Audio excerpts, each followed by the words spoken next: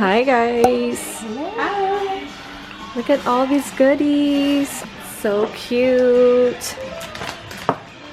Thank you. Oh my gosh. This is my niece Maya. And Farah. Yes, I'm also her niece. Okay, are we are we sitting at this table? I think this is No, I'm not sure yet. This is my spot. So this is my little artwork. We get to choose our colors, the stain.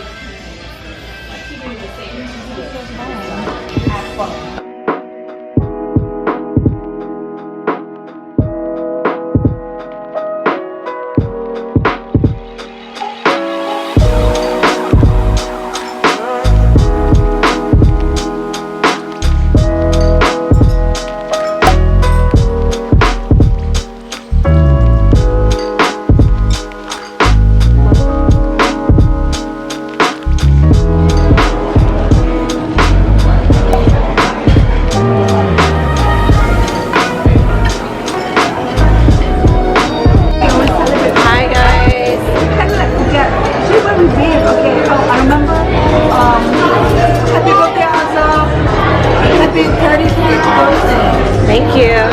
Hi Alden, can I see your feet? Can I see your feet? I want to see it. Like, come here. Point it to me right here. Look at Alden's feet, guys. He has no shoes on.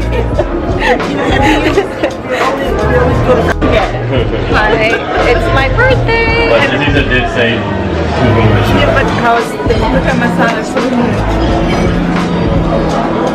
Big salad. Alden, Daddy's getting more food for you? No more Israeli food. No more. So it's about a week since that last footage that you saw. I thought for this next segment here, I do a little sit down to kind of share with you guys what's been going on and like what happened last week. Just for context, today is May 5th and it's early in the morning. I am just filming this really quickly before I log on to work. I wanted to share some news. So early last week, unfortunately, we lost Ziggy.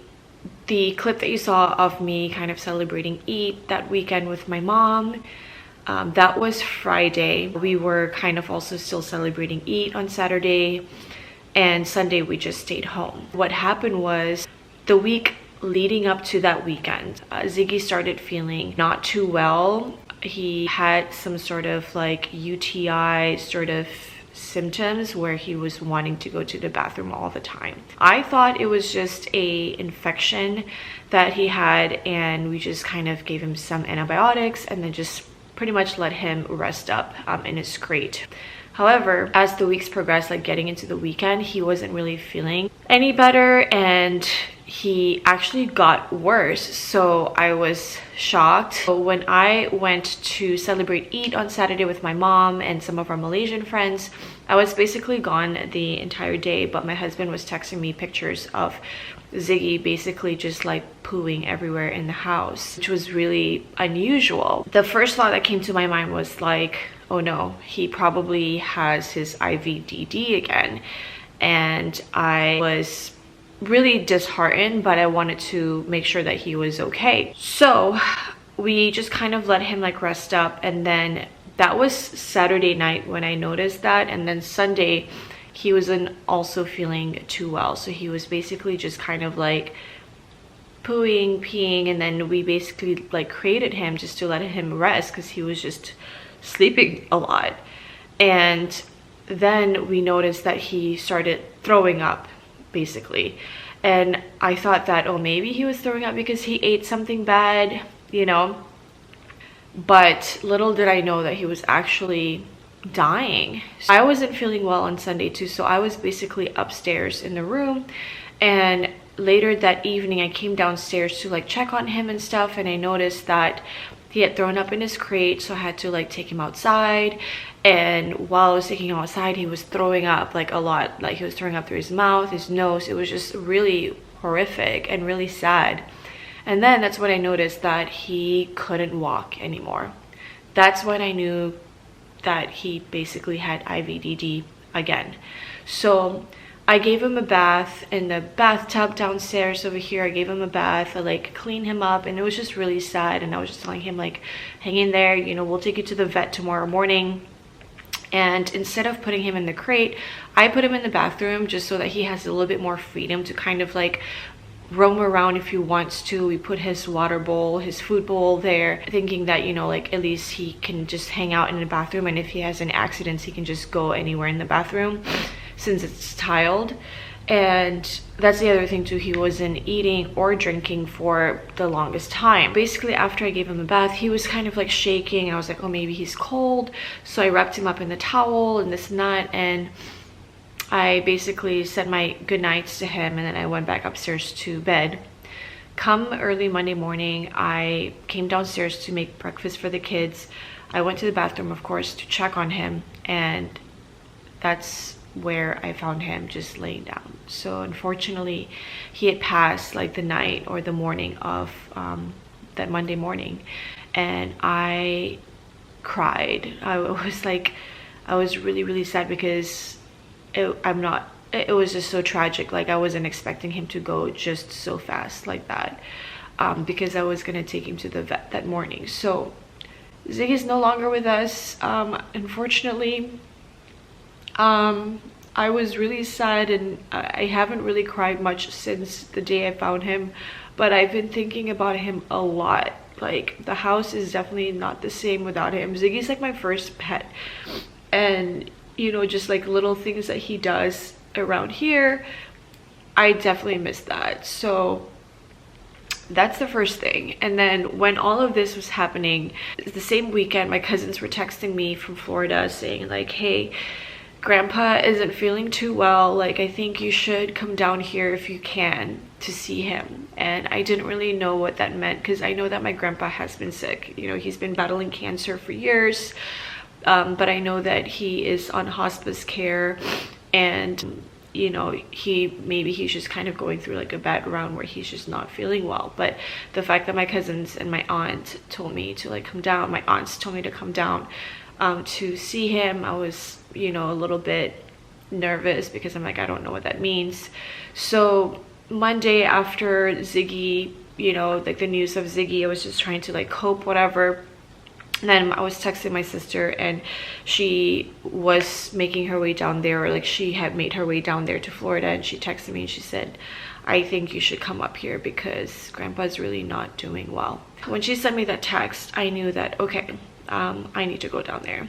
I booked my flights for Tuesday morning, and the first flight, or the second flight out from Atlanta to Tampa. Got on the plane, I got there around 10 something, and then I went straight to my grandparents' place, and I managed to see my grandpa. He was in a lot of pain, and he was basically in the process of leaving the earth, dying. And we knew that it was imminent, because the social worker and the nurse that comes to see him every day, they tell us that it's going to happen, but it could take days, it could take weeks, like we don't know, you know, he might be in this condition for a while. We just kind of like spent time with him, you know, just being around him on Tuesday, and I was praying that if this is his time to go, that I want him to go peacefully, because I could see that he was in so much pain. Tuesday night, we kind of just hung out with the whole family, like everyone was there, which was really nice. My aunts and my cousin got me some treats for my birthday, because this past Saturday was my birthday. We played some cards, and then we went to bed. And then Wednesday morning was when I went to the beach with my cousin and my sister to get out of the house and like walk around for a little bit. And Wednesday we came back, and we like all hung out at my grandparents' house, stayed next to my grandpa. And by Wednesday, like you could tell that he was already like in another world. Like he wasn't really moving as much, he wasn't responding. On Tuesday he did respond, because when I got there, my aunt was like, Dad, Oz's here. And then he's just kind of like in and out at the time, and he finally got up, and he was like, he looked at me, he goes, hey Ozza. And that's him, that's my grandpa. He's always so happy to see us. He was like, hey Ozza. And then he went back to sleep, and he was like, I'm sick, I'm sick. My flight was supposed to be at 4:30 p.m. so that meant I had to leave Tampa at 2 o'clock, but like I had this instinct and this urge to kind of move my flight to later because, you know, I had already taken the day, right? And I just wanted to spend a few extra hours with my family. So I moved my flight from 4:30 to the 7:31 and just basically spent time with my grandpa. And basically what happened, he declined from that morning to that afternoon, and it was time for him to like go. We all huddled around him and he went away peacefully with all of us around him. And that was really special. So my grandpa passed away too on Wednesday. I know that he's lived a long life, but that's my grandpa, and he really did a lot for me and my sister. And we grew up in Malaysia, but when I moved here after high school, he was the one that really showed me everything. We hung out, we saw each other all the time. And even though when I was living in Malaysia, you know, we were 12 hours time difference, so far away from each other. Like he and my grandma, of course, too, both of them, they really made an effort to like write to us. But I remember that my grandpa was my pen pal. This was when like the internet was a thing, like brand new, and I would write to my grandpa all the time and we would exchange emails, and that was the bond that we shared. That was something that me and grandpa did. And then when I was 11, that was the first time I met them in person after, of course, like years of not seeing them, because I met them when I was born here, but I couldn't remember any of that. But that's when we really bonded. And yeah, my grandpa was a really special man. He was great. He taught me how to drive. And he also was very gentlemanly. He would take me out on like granddaughter, grandpa dates, and just like the little things, you know. I will always remember him because he would tell me that he's so proud of me. He always tells me that he's so proud of me, and he says that I found a really good man in Ryan, and that really means something. So anyways, I came back after he passed. You know, just I took Thursday off from work, and then Friday kind of went back to work at home. I find myself like kind of distracting myself helps. And then my birthday was that next day, which is Saturday, and my sister actually threw a little birthday party for me for Friday night, so that was nice.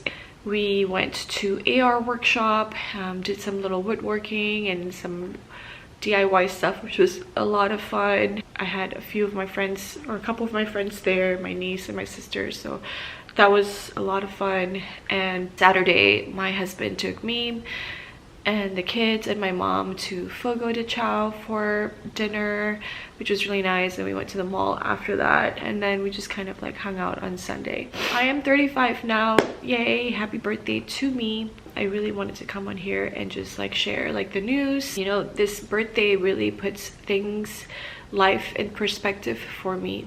I know that life and death is inevitable, like it's gonna happen, but when it happens, you just are reminded of how short life is, and how in the grand scheme of things, you know, from like your material things that you've accomplished, or even your career and stuff like that, what it comes down to, the most fulfilling thing in the world is actually the relationships that you have with your family, your pet, people around you. So it really puts things in perspective, that like the little things, you know, you have to really appreciate that. Despite the losses that I've had this week, I also gained a new perspective in a different light, and I did have a good birthday, and I miss my dog and I miss my grandpa, but I know that they're both like looking down on me, and they're probably just like having a good time up there. So I'm gonna end this vlog over here. As you can see, this video is recorded in real time, so going forward I'll be posting more in the moment sort of videos, not backdated stuff. But yeah, thank you so much for watching this video, and I will catch you in the next one. Bye.